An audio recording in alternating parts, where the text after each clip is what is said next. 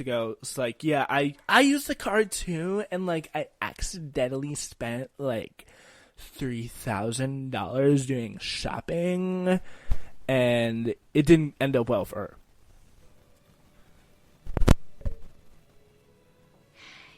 Special utilities, you said? Yeah, yeah, yeah. That's pretty much what ends up happening for her. She is sent down to special utilities. Frank Tassone, looking like a bad man, a mafioso style guy who's keeping his positions as the boss, as the Don of the family of the Roslyn Public School District. Yeah, and then really what they do is they print out a new paper. They have a Hilltop Beacon. Beloved administrator Pam Gluckin retires suddenly due to severe illness. It's like they're doing a cover up. That's a crazy thing. The board pretty much told them what they will do. Like they pretty much just like they put it out there. They're like, yeah, we are sending you out. We're gonna say that you're insane.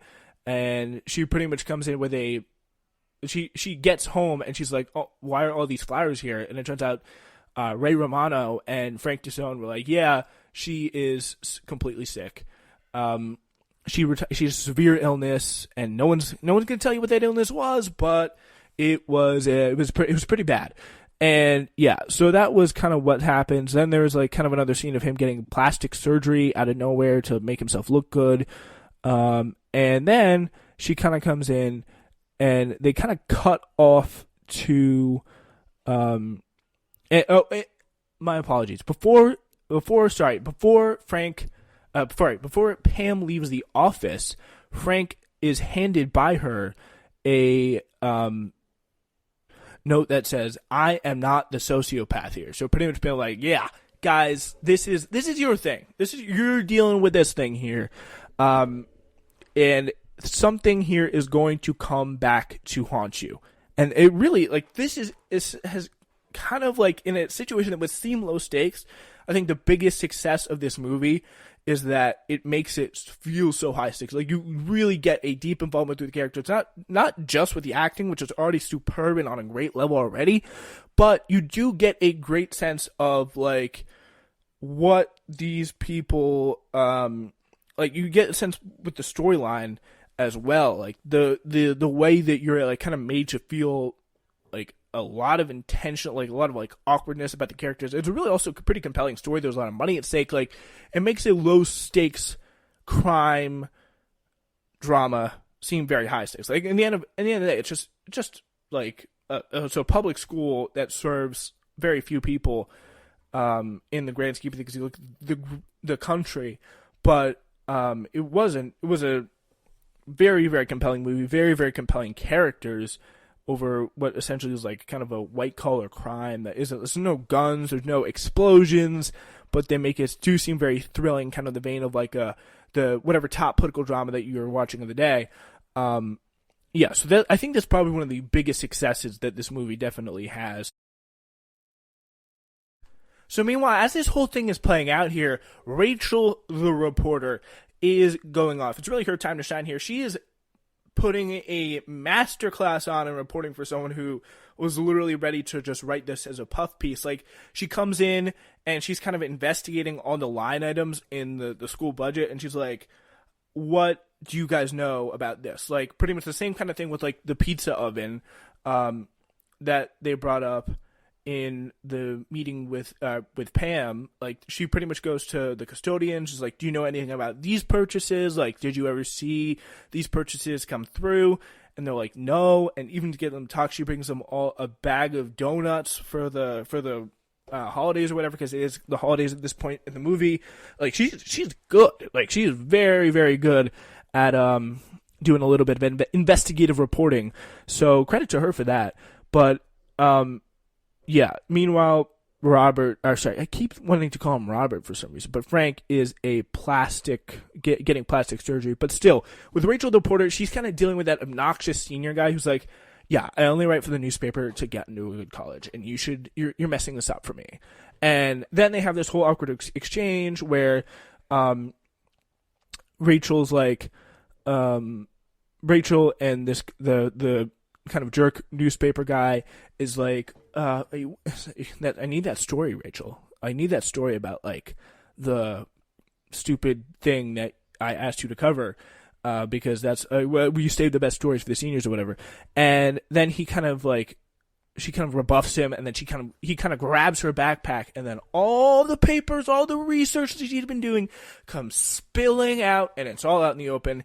And she picks him up, and she's like, "Oh, it's a personal project, none of your business." But then she's like, "What am I doing? Like, what are you doing?" And then she kind of when he sees the papers, he's like, he kind of knows, and he's like, this, and she kind of explains it. She's like, "This is a bad situation here. Like, this is really awkward, and for many, many reasons, especially for this newspaper guy." I'm gonna be late. Rachel. Oh my god. Seriously? Yeah, I mean, honestly, What?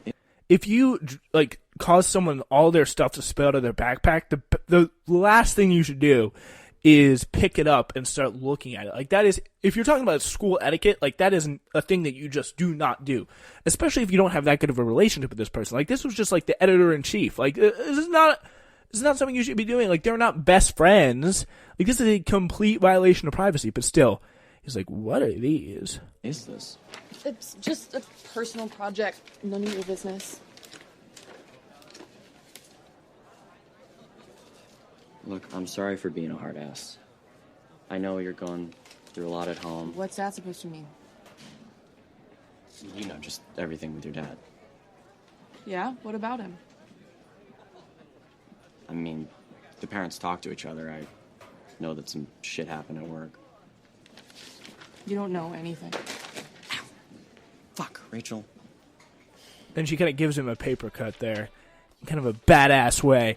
But yeah, her dad used to work in finance as well, but lost his job, we find out later, because he didn't speak up and was kind of made the scapegoat for something involved in insider trading. But yeah, that's kind of a whole kind of B plot that kind of motivates her to pursue the story even more, and also convinces that also pushes her to convince the jerky newspaper guy to come and support her. Meanwhile, Frank is down in another, what looks like school-sponsored trip to Las Vegas to go have more gay sex. On the Rosalind taxpayers' dime is really what it looks like.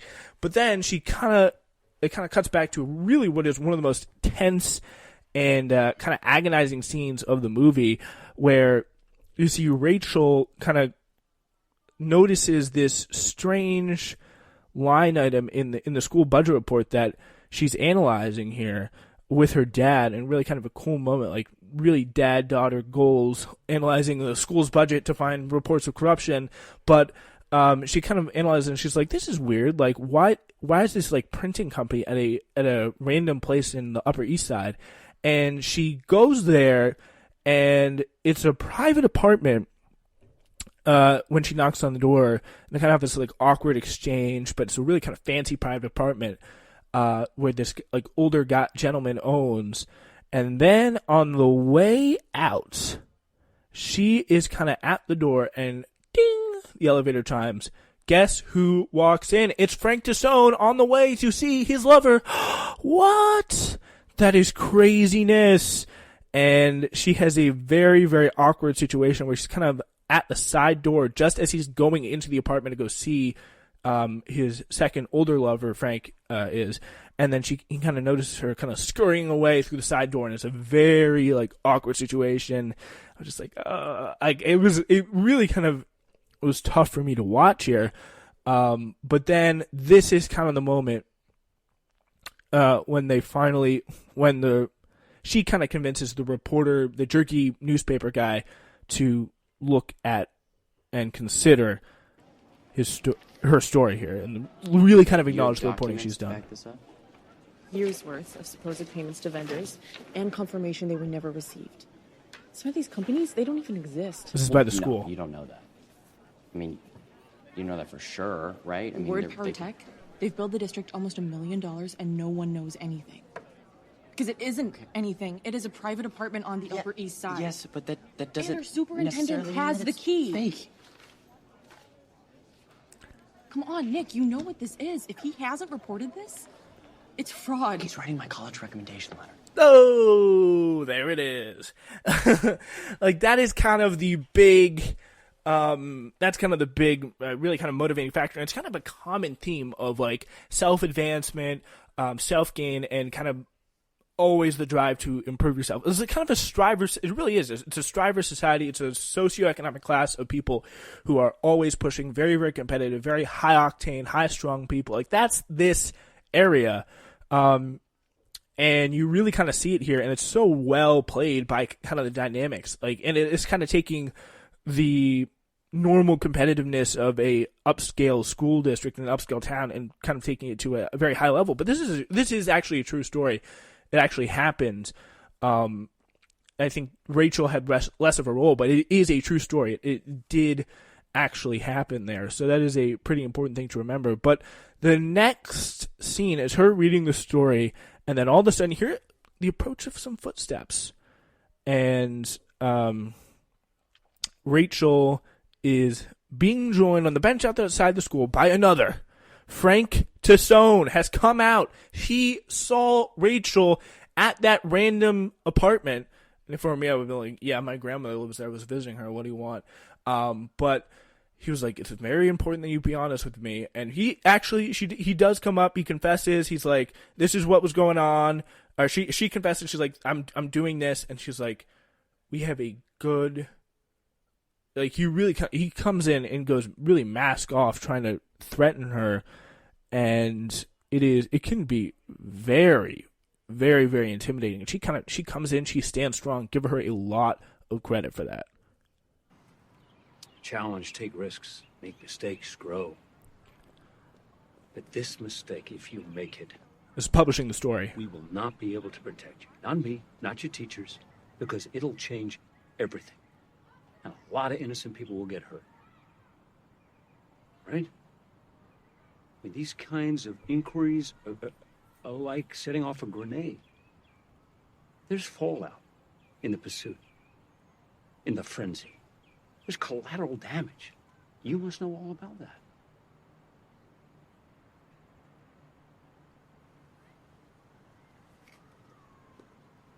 It's not perfect, but it works.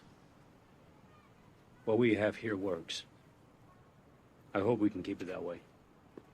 Yeah, so that's kind of his last gambit, his push to almost get her to kind of see reason, like, don't publish this story, please. Which is kind of crazy that he's begging as the powerful man around town, like the number one man in the community, is begging this student, this powerless junior student, to not publish a story that could land him in prison. But then they have this really nice conversation where his dad's like, yeah, I kind of took the fall for a very big crime, and it was really, really tough. And then he's like, I didn't say anything. I could have snitched. I could have ratted out my colleagues, but I didn't, and I live with that choice still to this day, being out of work. And that is a very, very that's a decision that weighed heavily on her decision to publish. And meanwhile, he's talking with his auditor, his guy that he told earlier, like, fix up the numbers, and he's like, Frank, this isn't good. Like, you paid for a Concorde jet first class to London with this guy named Kyle Contreras, 2 seats, $5,000 per seat each way. It's $20,000 on the school to this conference. You took Kyle Contreras there. Like, what's up?